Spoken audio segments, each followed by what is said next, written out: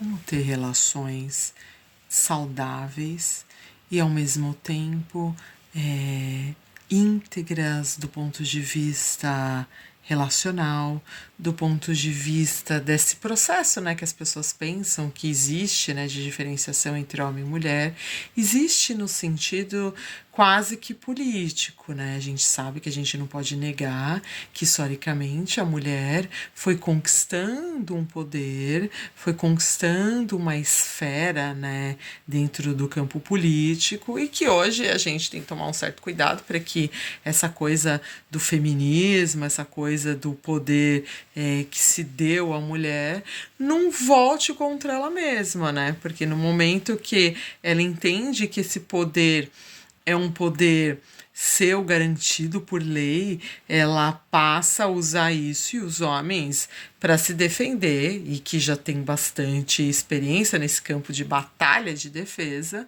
vão, na verdade, ficar cada vez mais misântropos, né, no sentido de vão se isolar ou quase que dentro de um processo pensando nessa coisa mais misógina, vão acabar se defendendo e a gente, como mulher, vai acabar perdendo o que a gente realmente acha importante ter.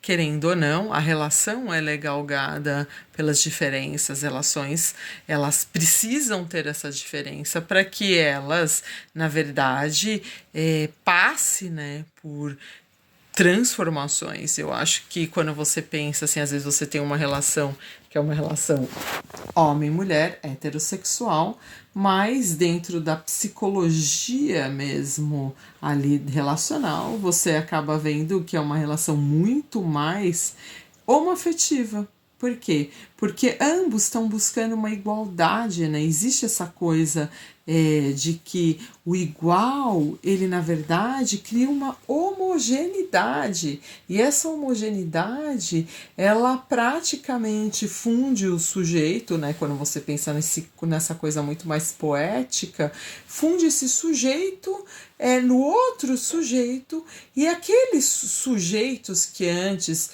eles tinham desejo porque era o desejo do diferente, eles passam a não ter mais o desejo, porque o desejo ele tem muito uma relação com a questão do poder e ele tem muito uma relação com a questão da diferença, né? Então, como eu vou desejar algo que é igual ou que está totalmente homogeneizado, está praticamente fundido, e essa fusão, o que ela faz? Ela mistura esses seres e esses seres praticamente eles ficam sem ter uma referência do diferente. Então, quando a gente vai vendo assim relações às vezes que são heterossexuais e que psicologicamente, analiticamente, você analisa ali esses sujeitos, tem uma relação praticamente homoafetiva no processo de homogeneizar.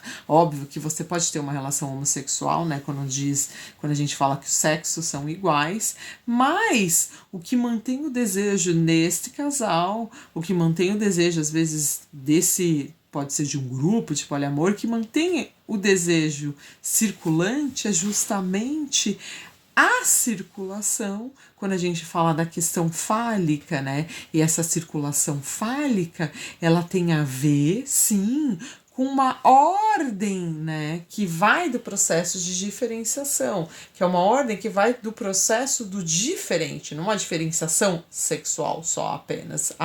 O homem e a mulher, não, o macho e a fêmea, o branco e o preto, o pobre e o rico, não é esse processo só de diferenciação tão simplório. É no processo de diferenciação da construção do próprio desejo. Às vezes eu tenho uma relação que é homossexual, mas ela é heterossexual estruturalmente, no sentido de que como que pode ser homossexual e ser heterossexual? Só para vocês poderem entender a definição analítica disso. Uma relação homossexual, ela praticamente é uma relação homogeneizada. É uma relação onde há uma coisa que está igual, quase que fundida. Você pode ter uma relação homossexual, mas ter uma heterossexualidade, que é o que é o hétero, é o diferente, a diferenciação, né? E quando você fala assim, é quando a pessoa tem o macho e a fêmea da relação, ou no caso, os dois, normalmente os dois machos não se relacionam com o par macho. Existem processos de diferenciação, sim, dentro de uma relação homossexual. Então, assim, aqui tem uma questão que é interessante de se pensar, que mesmo às vezes você tendo ali, né, que é como Lacan coloca, né, ser pai e mãe é uma questão de função. Às vezes você tem intelectualmente ou mesmo juridicamente uma função de pai, mas psicologicamente você tem uma função de mãe, porque você é um cuidador, é você que dá mamadeira, é você que tem toda uma questão afetiva e emocional. E nas relações, isso acontece também, mesmo dentro de uma relação homossexual, onde aqui é um processo de diferenciação. E quando a relação homossexual também se homogeneizou, ou a relação heterossexual se homogeneizou, aqui é onde há a morte do desejo. E aqui a gente tem que tomar um certo cuidado com essa fala, porque era para essa fala não atravessar um processo de entendimento que vai ir para o lado do pré-conceito, né? Que é de pré. A pessoa nem tem o conceito e ela já vai e fala uma coisa que nem sabe.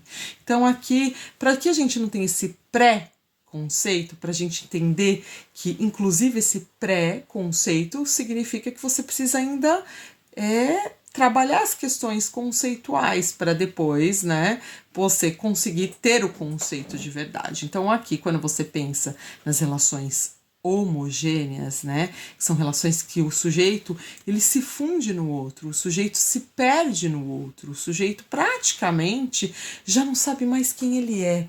Quando a gente conversa, né, com casais que estão passando por problemas, ou que eles estão se separando, ou que já se separaram, e a pessoa não sabe mais nem quem ela não sabe, o outro não sabe nem quem ele é mais, porque eles praticamente, mesmo dentro de uma heterossexualidade, viviam uma relação homogênea, né, viviam uma relação homossexual nesse sentido, vamos colocar assim, que é praticamente o desejo do outro, não é que estava no olhar do outro, o desejo do outro passou a ser esse olhar, ele não esse olhar alhures, não um olhar que vai para fora, e esse olhar que vai para fora movimenta, né, faz esse falo circular, mas sim um olhar que é praticamente fundido com o desejo do outro, e a pessoa se confunde nesse desejo.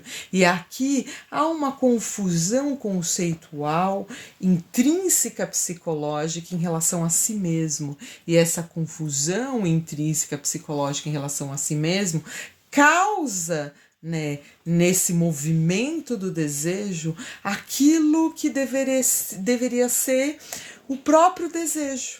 O sujeito se perde nisso, o sujeito ele fica afetado por isso, e esses afetos, essa dinâmica, né, afetiva transforma esse sujeito praticamente num uno.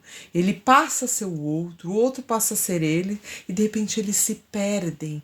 E aí aquilo que uniu esse casal, que uniu essas pessoas, que era o desejo que tinha a ver com as diferenças, porque o que eu tenho no outro é algo que falta em mim, o que eu busco no outro, essa falta constituinte.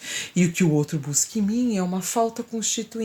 E a gente praticamente vive essa ilusão de uma completude, porque a completude em si ela é impossível, mas quando a gente vive essa ilusão, o desejo se movimenta, e quando a gente tem a certeza dessa fusão, é quase que uma relação psicótica, no sentido de que se eu sou o outro sou eu. Quem será essa relação se ambos não podem se movimentar naquilo que é diferente um do outro? Então, aqui há um resgate que tem que ser feito do próprio desejo. Aqui é um resgate que tem que ser feito das diferenças. Quando a gente entende as diferenças, a gente movimenta o desejo. Now I'm free to dance again.